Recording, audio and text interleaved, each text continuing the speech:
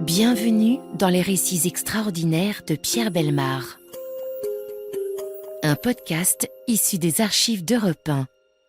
L'affaire que nous traitons aujourd'hui pourrait vous paraître à la limite de la vraisemblance et aussi parce qu'elle a déjà été utilisée comme point de départ pour un feuilleton, un scénario de film et une pièce de théâtre. La version que nous en donne aujourd'hui Jacques-Antoine est la version strictement officielle, telle qu'elle ressort des enquêtes de police et des témoignages entendus au procès. Mai 1967, à San Diego, en Californie du Sud.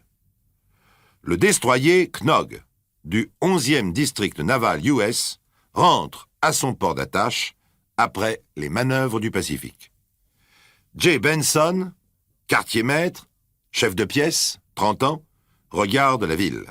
Il n'est pas très grand, cheveux châtains en brosse, les yeux bleus. Il gagne ce que gagne en France un directeur de petite usine, mais il s'ennuie. Il était impatient de revoir la terre. Dame, un mois en mer, c'est long. Mais maintenant, il soupire. À terre, c'est toujours la même chose. On se promet monts et merveilles, et puis rien. La solitude, une cuite par-ci par-là. Jay Benson est un homme timide. Dans une ville de gens trop vieux, il y a 150 000 habitants à San Diego, 10% sont des amiraux dorés, des sous-officiers un peu raplapla. Tous les retraités de la marine américaine de guerre se retirent ici. Il ne peut tout de même pas passer son temps au musée d'anthropologie ou à l'auditorium en plein air. Quant au musée aztèque, des souvenirs de la conquête espagnole, il connaît ça par cœur. Jay vient de passer au contrôle du port. Son seul espoir, que Tim soit là. Il se renseigne au bureau? Non. Le quartier-maître Tim Koenig est parti en manœuvre depuis 2 jours. Ah, décidément, Jay n'a pas de chance. Tim est son seul copain. Mais ils sont quartier-maîtres tous les deux et ne partent jamais en même temps. Jay espère qu'un jour, ils auront bien la chance de passer ensemble 1 mois à terre. Jay se dirige vers le nord, le quartier résidentiel, immeuble et villa pour gens huppés. Dans une belle résidence rose, Jay habite un appartement de 3 pièces, plus petite cuisine et salle de bain, le tout climatisé. Il s'habille en civil, cravate? Non, nœud papillon. Il sort, le voilà dans la rue. Que faire? Il est 5 heures. Se promener au parc Balboa, au sud. Monter au nord-ouest, vers Holton, la vieille ville espagnole. Oh, beaucoup de fleurs, et puis après. Ce qu'il lui faudrait, c'est un bon coup de jazz. Pour cela, il faut aller au sud de la ville et poser là-bas la première pierre de ce dossier extraordinaire de la police.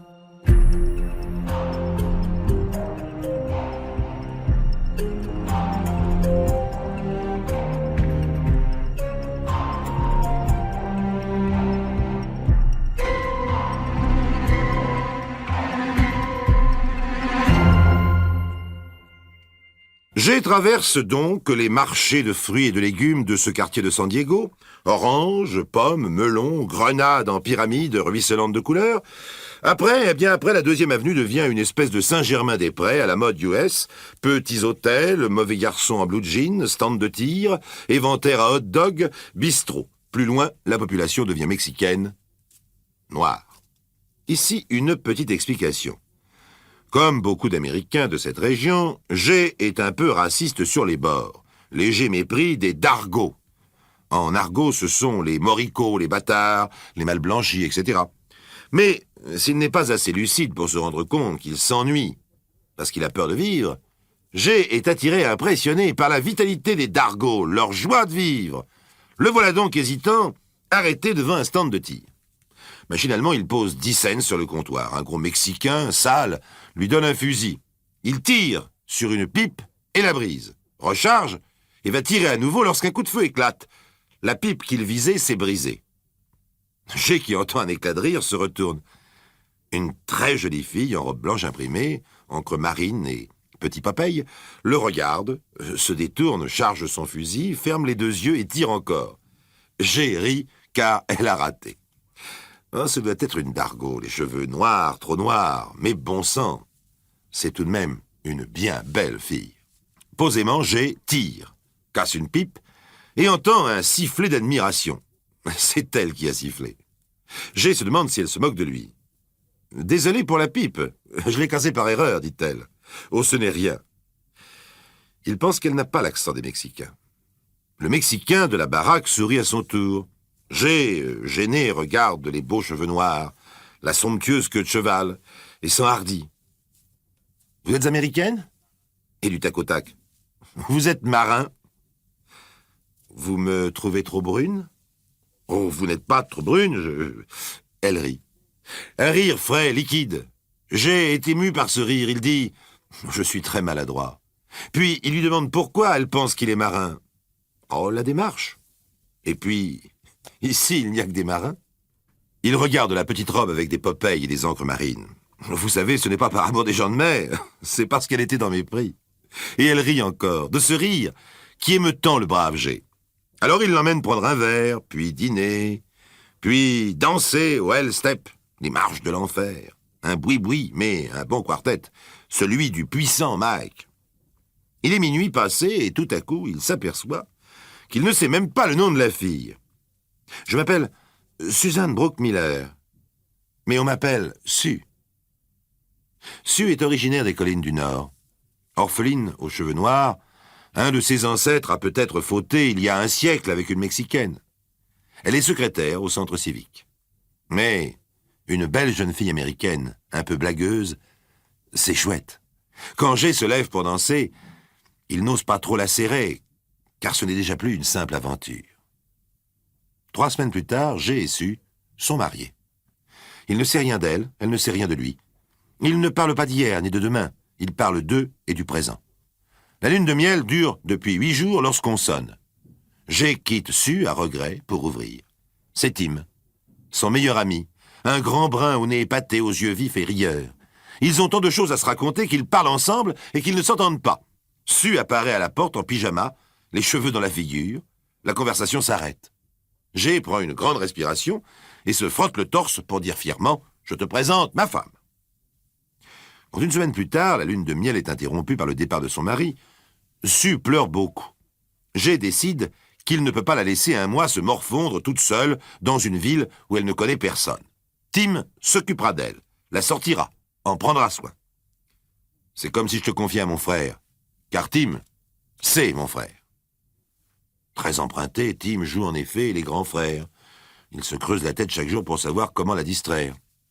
En ce mois de juin 1967, il fait très chaud et souvent, après une visite au musée ou un dîner dans une auberge, Tim emmène Sue à la plage.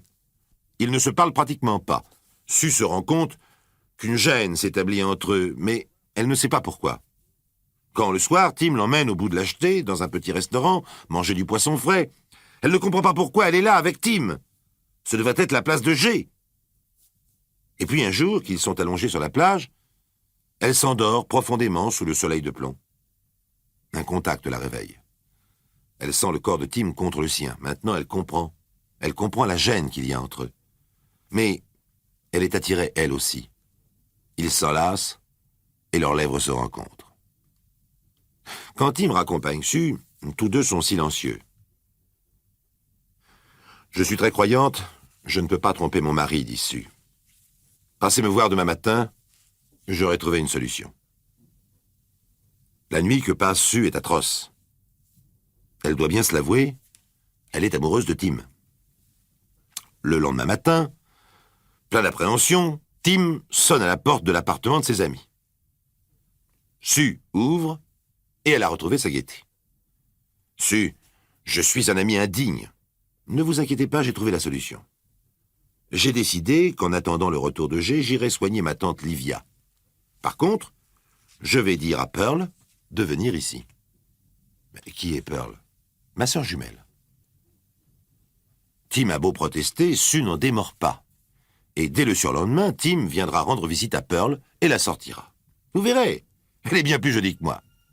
Le regard de Sue est plein d'humour et son sourire ironique intimide Tim et l'empêche de protester.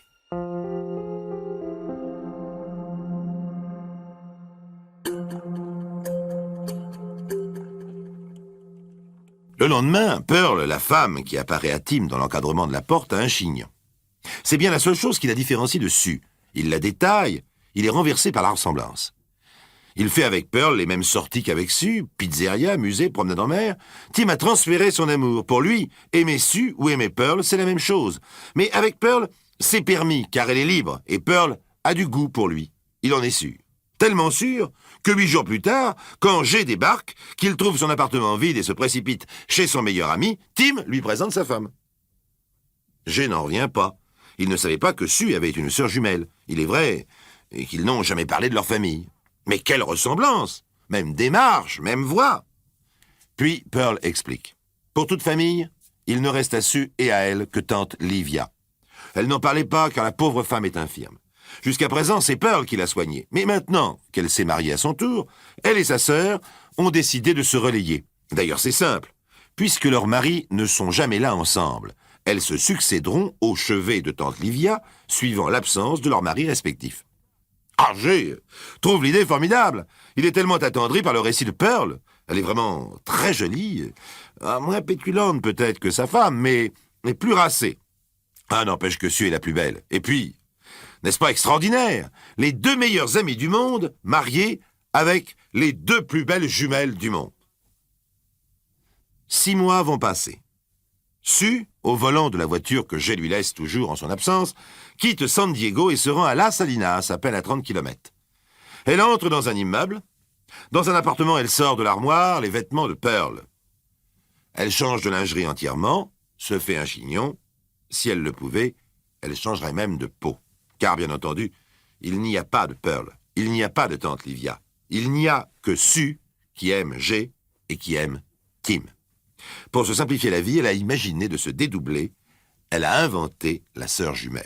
Ainsi, la morale est sauve. Elle a 2 maris, mais personne ne le saura, surtout pas les maris. Pour le moment, elle se trouve bien ainsi. Quand elle sort de l'appartement, elle n'est plus la même femme. Pas seulement au niveau du physique, mais même les attitudes. Elle change de mentalité tout naturellement. Avec Jay, elle est Sue la pétulante, joyeuse, blagueuse. Avec Tim, elle est Pearl, plus posée, un peu plus languide, moins bavarde. Elle entre facilement dans la peau de son rôle, car, comme toutes les femmes amoureuses, elle se modèle à l'humeur de son mari. Jay est fruste, d'une intelligence peu vive. Il veut être dominé. Tim est plus vif, plus impérieux, un brin romantique. Sue est le pôle positif de Jay. Pearl est le pôle négatif de Tim. Moralement, Sue ne se rend pas compte de sa duplicité. Elle est en paix avec sa conscience. Il est vrai que pour le moment, elle ne fait de mal à personne. Après avoir laissé par précaution la voiture de Jay dans un garage de San Diego, Sue, devenue Pearl, va rejoindre son mari Tim à la Galerie des Beaux-Arts. Gréco, Murillo, Rubens, Goya, Zurbaran, Corot, Matisse. Belle salle lumineuse conçue comme une clinique blanche. Tout au long de la visite, Tim parle du peu de goût que Jay a pour les arts. Quel dommage pour Sue. Mais Pearl prétend que Sue non plus n'aime pas les arts. Comment, dit Tim? Mais vous avez toutes les 2 les mêmes goûts, au point que c'en est stupéfiant. Mais Pearl proteste. Sue est une écervelée. Tim, en la défendant, provoque sa colère. Si tu me la préfères, pourquoi ne l'as-tu pas épousée? Un peu plus tard, Sue, qui, rappelons-le, est ce jour-là Pearl, commet une imprudence en refusant violemment que son mari l'accompagne chez la tante Livia. Or, Pearl n'est pas violente. Elle se rend compte de sa maladresse, c'est pourquoi elle se radoucit bien vite. Mais Tim reste perplexe. Pearl, redevenue Sue, ne peut s'empêcher de rendre visite à Tim. Elle explique que Jay n'est pas encore arrivé. Elle trouve Tim triste. Qu'est-ce qu'il y a? Tim rougit, la regarde longuement. Je suis laide? Oh non, dit-il, très belle, plus belle que... Que qui? Que Pearl, avoue Tim. Sue devient blême. Oh, ne vous méprenez pas, dit Tim, ce qui est fait est fait. Mais c'est vous que j'ai toujours aimé. Pearl n'est qu'un produit de remplacement. Vous êtes plus vivante que Pearl, plus passionnée. La vertueuse indignation de Sue se transforme en mépris quand elle se trouve seule. Dire que cette idiote de Pearl n'est pas capable de garder son mari. Et soudain, elle éclate de rire. Un mois plus tard, prise à son propre jeu, Sue veut savoir ce que Jay pense de Pearl. Pearl, la douce, la tranquille, devance son mari et se rend chez Jay. Ils boivent un verre. Pearl se fait plus douce, plus languide que jamais. Jay ne cesse de la regarder et soupire. « Qu'y a-t-il » lui demande-t-elle. « Pourquoi regardez-vous ce chignon avec tant d'insistance ?»« Il vous va bien, Pearl. Un jour, je laisserai tomber mes cheveux et Sue se fera un chignon. Vous ne nous reconnaîtrez pas. »« Si, » dit gravement Jay. « Vous, je vous reconnaîtrai toujours. Vous êtes plus calme, plus douce que Sue. Voyez-vous, Pearl, ce qui est fait, mais c'est dommage que je ne vous ai pas connu la première. » Pearl la douce serre les dents et gifle G à toute volée. Comme vous vous aimez toutes les deux. Comme vous défendez votre sœur. On aurait presque dit Sue dans des moments de colère. Pearl se radoucit. Qu'il ne soit plus question de cela.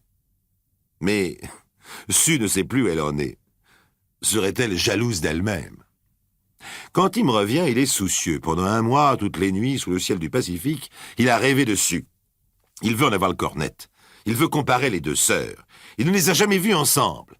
Il frissonne en pensant qu'il rêve au fond de lui-même d'avoir les 2 femmes. Quand il frappe à la porte de G, Sue s'apprête à partir, puisque G embarque le lendemain soir. N'est-ce pas l'occasion ou jamais de déjeuner tous les 4? G est emballé par cette idée. Sue est en pleine panique. G suggère que l'on confie la tante Livia pour quelques heures à la garde d'une voisine. Sue objecte qu'il n'y a pas de voisin. Quand Tim propose d'envoyer une infirmière de la marine, qui acceptera sûrement de rendre ce service, elle ne peut refuser sans éveiller des soupçons. La seule chose à faire est de gagner du temps. Au petit restaurant, les 2 hommes sont attablés avec Pearl, qui est arrivée la première. Sue arrivera plus tard. Elle a, paraît-il, eu du mal à convaincre la tante Livia de se faire garder par une voisine. Pearl est nerveuse et se retourne tout le temps. L'arrivée d'un télégraphiste la soulage.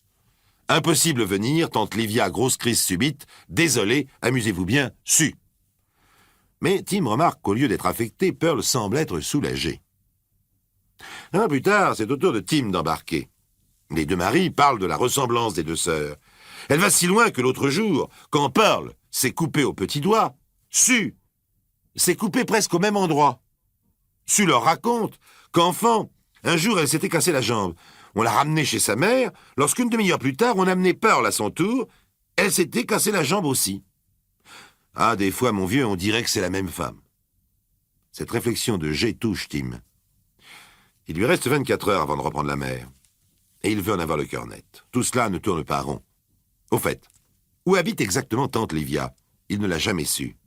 Il rentre et fouille dans les tiroirs de Pearl. Il trouve son agenda. Une adresse le frappe. Las Salinas, 62 Main Street. Or, Las Salinas est à 30 km. Cela correspond au temps que met Pearl pour aller chez sa tante. Il fonce vers le nord. Dans les collines, il ne voit pas le paysage, ni les champs d'arbres fruitiers, ni les éoliennes qui tournent doucement. Arrivé à Las Salinas, il trouve la bourgade endormie. 62 Main Street, un immeuble. Bizarre. Un immeuble. Il croyait tante Livia dans une villa. Il regarde les noms sur les interphones. Sue Brookmiller. Il sonne. La porte ne s'ouvre pas. Il entre à côté dans un bar, commande une bière. Il y a là le patron, un gros homme endormi, un client, un petit vieux, tout seul, l'air retraité. Tim demande au patron « Je cherche une amie, Sue Brookmiller. »« On ne connaît pas, » dit le patron. « Moi, oui, dit le petit vieux. Ah, je l'ai connue haute comme ça. Son père et moi étions copains. Une amie à vous? Je la connais depuis peu, elle m'avait donné rendez-vous ici. Ah, pas souvent là. Mais elle dit qu'elle doit travailler dans une agence de détective. Pourquoi? Bah, on la voit de temps en temps. Vient juste pour changer. Se changer? Ouais. Mon épouse, elle pense que Sue doit être détective. Avec tous ces changements de frusques. Tim paie un verre au vieux. Et sa tante Livia, vous la connaissez? Ah, bien sûr, dit le petit vieux. Tim se sent soulagé. Ah, une brave fille, Livia, dommage. Dommage que quoi? Ah, dommage qu'elle soit morte comme ça aussi brusquement. Elle est morte? Bah oui. Alors peut-être que Sue est à l'enterrement. Oh, m'étonnerait, dit le vieux. Pourquoi?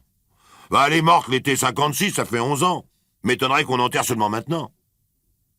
Il rit de sa plaisanterie et Tim manque de renverser son verre avant de poser une dernière question, la pire. Et la sœur de Sue, Pearl, vous la connaissez?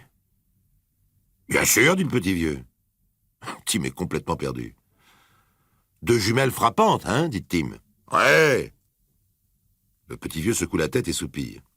Ah, une si jolie gosse. Bien plus douce que Sue. Quand je pense qu'il n'a eu que 6 mois, ce salaud de Los Angeles. Son père a été bien malheureux. Ça l'a amené à la tombe. Mais comment ça, balbutie Tim, qui a peur d'avoir compris?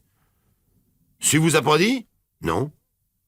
À l'âge de 8 ans, à une rue traversée en courant, la Cadillac qui fonce, elle a été tuée sur le coup. Ben, qu'est-ce qui vous arrive? Tim n'entendait plus. Comme un fou, il est sorti. La scène d'explication entre Tim, Jay et Sue est indescriptible. On ne saurait dire si elle est comique ou tragique. Tout d'abord, les deux hommes s'abattent comme des vautours sur leur proie. Sue a les yeux baissés. Elle se laisse tout dire. Et puis soudain, elle relève la tête. Elle rit de colère et de honte. Et vous qui faisiez la cour, l'un et l'autre, à la femme de votre meilleur ami. Ils ne peuvent nier. Ils se regardent comme des étrangers. Tim s'en va en claquant la porte. Jay s'approche dessus et lui dit « Dire que j'aimais Pearl et que Pearl c'est toi. Je t'aimais donc doublement, voilà tout. » Dans le procès pour bigamie intenté à Sue Brookmiller, celle-ci risque 20 ans de prison. La magistrature locale s'en souvient encore. C'est Tim qui a porté plainte, alors que Jay, lui, a choisi d'être témoin à décharge. Au cours du procès, Sue refuse d'expliquer comment elle s'est procuré une double identité. Sans doute a-t-elle dû acheter de faux papiers. Quand le juge dit « Mais enfin, la supercherie devait fatalement être découverte un jour ou l'autre. Dans 1 an ou dans 20 ans, Jay et Tim cesseront de naviguer chacun leur tour. Quant à la tante Livia, vous ne pouviez pas la faire durer éternellement. Il fallait bien qu'elle meure un jour ou l'autre. Alors je me refusais à penser à l'avenir, répond Sue. Mais enfin, vous n'aviez pas songé à une issue? Si, elle y avait songé. Le jour où la situation serait devenue intenable, elle aurait fait disparaître l'une des deux sœurs. Il suffisait d'une lettre d'adieu. J'en ai assez, je ne t'aime plus, je m'en vais au bout du monde. Et quelle est la sœur que vous auriez fait disparaître? Pearl ou Sue? Comment savoir aujourd'hui le mari que j'aurais préféré demain? Il semble bien que Jay ait choisi pour elle. Il supplie le tribunal d'épargner sa femme. Il l'aime et refuse de divorcer car il oublie tout. Il a bien des choses à se faire pardonner lui-même. Ce n'est pas la faute de Sue si elle aimait 2 hommes. Elle a fait pour le mieux. Il supplie qu'on lui épargne la prison. L'avocat n'a presque rien à dire. Sue, en larmes, est condamnée à seulement 6 mois de prison. Avant qu'on l'emmène, Jay lui dit ce que tout le monde attendait. « Je t'attendrai, Sue. » L'épilogue. Ministère de la Marine des États-Unis, 11e district, centre de subsistance de San Diego. Au quartier maître, Tim Koenig. Sommes informés. Avez indûment perçu prime de logement accordée cadre subalterne marine marié. Au terme du jugement rendu par la Cour, n'êtes pas légalement marié. Arriéré prime perçue retenue sur votre solde. Comme quoi, la curiosité est toujours punie.